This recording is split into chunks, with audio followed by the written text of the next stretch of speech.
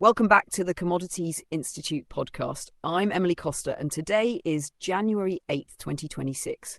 As always, we're slowing things down today to really unpack what's happening beneath the headlines, because the past few days have delivered one of those rare moments where geopolitics, supply chains, and commodity pricing all collide at once. Let's begin with metals, because copper and nickel are quietly telling us a story about the future that is far bigger than daily price moves. Copper demand, according to new long-range analysis, is expected to grow by roughly half over the next 15 years. That is an extraordinary number, not driven by a single trend, but by overlapping forces. Artificial intelligence, data centers, defense spending, robotics, electric transport, and the relentless electrification of everything from homes to factories. Copper is not optional in that world. It is essential, and yet supply is not keeping pace. Even with recycling improvements, the industry is staring at a potential annual shortfall measured in millions of metric tons by the time we reach 2040. This is not a speculative concern. It is structural. It means future volatility, higher incentive prices, and political competition over mining jurisdictions. Nickel, meanwhile, offers a cautionary tale. Prices have surged more than 30% since Indonesia announced cuts to mining quotas. On the surface, it looks like a classic supply squeeze, but underneath, inventories are swelling, warehouses are filling, and analysts are already warning that political pressure could force Indonesia to reverse course just as it has before. Nickel reminds us that policy-driven rallies are fragile when the physical market is already well supplied. It is a reminder that not all metals shortages are created equal. Now let's turn to oil, because this is where power, politics, and barrels collide most forcefully. The United States has escalated its enforcement of sanctions on Venezuela in a way we have not seen before. 2 tankers linked to Venezuelan crude were seized at sea, including one that had switched to sailing under a Russian flag.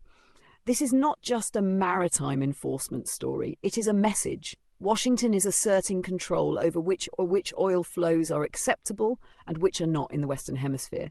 What makes this moment particularly consequential is that it is paired with a partial rollback of sanctions. The United States is preparing to refine and sell up to 50 million barrels of Venezuelan crude that has been effectively stranded. On paper, this is framed as a pathway to revive Venezuela's oil sector under strict oversight. In practice, it is a profound reshaping of who controls cash flow, trade destinations, and political leverage tied to the world's largest proven oil reserves. Oil markets have already reacted. Prices slipped on expectations that additional supply could enter global systems. But the longer-term implications are more complex. US companies are cautious. Years of policy volatility have made investors wary, and guarantees will matter. Chevron, the lone major American producer still operating in Venezuela, is in talks to expand its license. If that happens, exports could climb back toward earlier levels, and other refiners, including in India, may re-enter the picture.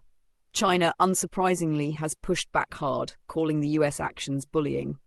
Russia has remained quiet, but the optics of a Russian-flagged tanker being seized with naval assets nearby underscore how close energy enforcement can drift toward geopolitical confrontation. Oil, once again, is not just fuel, it is leverage. From oil, I want to pivot to agriculture because the trade currents here are shifting in quieter but equally meaningful ways. Soybeans are a perfect example.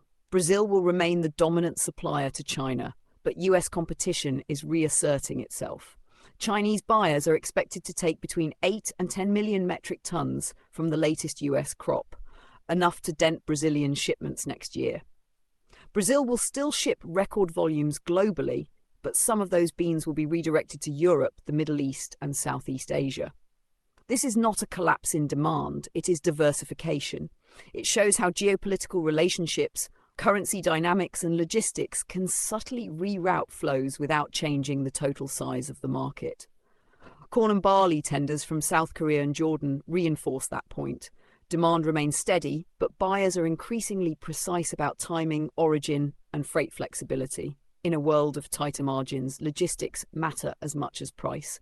Europe adds another layer. The European Union is moving to cut fertilizer import duties and potentially soften its carbon border levy in order to push through the long-delayed Mercosur trade deal. Fertilizers sit at the intersection of energy, agriculture, and climate policy. Lowering duties on ammonia and urea could ease farmer costs, but it also reveals how climate ambitions are being recalibrated in the face of political resistance and food security concerns. Trade policy, once again, is bending under economic pressure.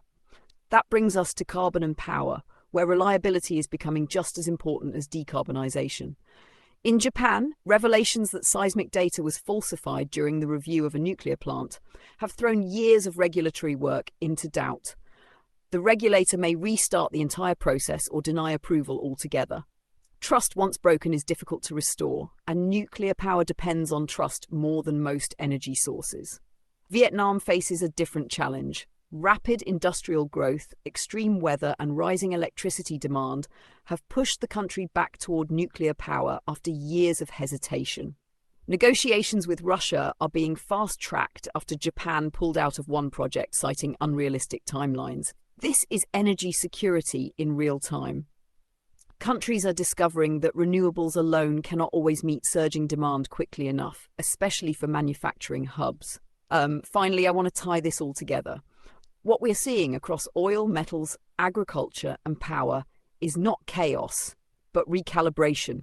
Governments are asserting control over resources. Companies are demanding clearer rules. Markets are pricing in not just supply, but political durability. The era of assuming smooth globalization is over. In its place is a world where access, alignment, and resilience matter more than ever. As always, the question for market participants is not just where prices go next, but who controls the rules under which those prices are formed. That is the deeper story unfolding right now across commodities. I'll leave it there for today. Thank you for spending part of your day with me here at the Commodities Institute podcast. If you found this episode valuable, be sure to subscribe, share, and leave a review.